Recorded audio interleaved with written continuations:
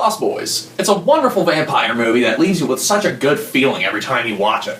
And if I think about it long enough, I get in the mood to watch it. There's also another way to get in the mood to watch it, with the soundtrack. It's weird though, because there are some songs on here that I hardly heard in the movie, and then there are songs in the movie that aren't on the soundtrack, such as Clarence Henry's I Ain't Got Home.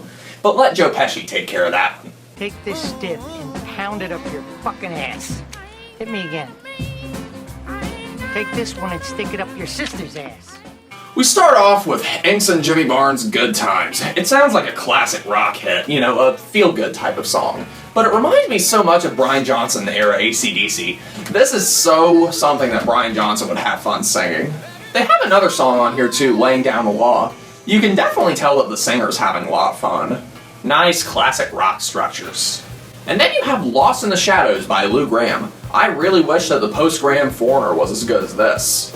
Maybe the song was written specifically for the motorcycle scene, because that's the kind of rush that you feel when listening to the song. But you can tell that this song was made in the 1980s. That huge, fake drum sound. Roger Daltrey's Don't Let the Sun Go Down on Me. I like it better than Elton John's version, to be honest with you. It's an okay ballad. I mean, it sounds big, it sounds very 80s.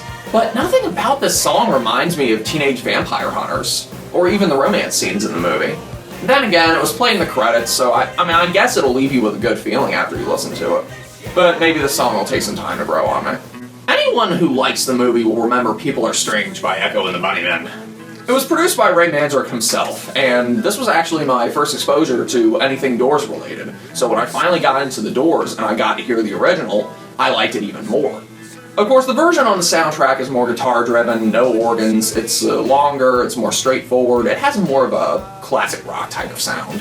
It's even longer and more guitar-driven than the original, so I can say that I like it just as much. Either version I listen to, however, I will always be reminded of Carousels and Michael's Job Search. Is there any jobs around here? Nothing legal. Then you have the theme song. It's so iconic, it's creepy, it's sexy, it's dark, it's atmospheric. No wonder it's been covered a bunch of times by a bunch of different people. And then you got all these newer emo bands trying to make it more emotional than it should be. Just ruins the song. Just have the amount of emotion that you're supposed to. Or you could be modest and just leave it to the originators. But I think it also helps to add to the more fun and childlike moments of the movie. Eddie and the Tide have a song on here called Power Play. It reminds me a lot of We Want the Airwaves by Ramones.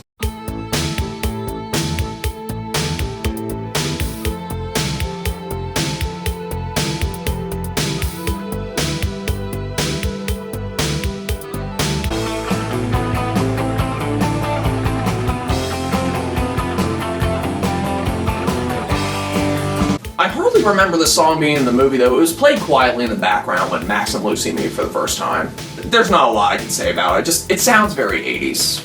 Then there's Tim Capello's I Still Believe. Everybody knows this song is the song that's played when the oiled up saxophone player is on stage. It's one of the most memorable parts in the movie. When I start headbanging at shows, that's what it ends up looking like. It's one of the best songs on the disc. But I Still Believe what though? This album to me is one of those night albums. You know, it's good during the day, but if you listen to it at night, it complements the mood better. Especially when you're taking a walk, or you're at a carnival, or a festival, or something. But in my opinion, this soundtrack is one of those soundtracks where you buy it for the couple of songs that you like, and if you like the other songs on it, that would be a bonus. I mean, there are a few songs on here that I could do without, you know, because a lot of them have aged horribly. But it could also be because they were overshadowed by the better songs on here. Regardless, if you want to get in the mood for the movie, grab some holy water, some maggot noodles, and a TV guide, and listen to the stuff you like. Ha!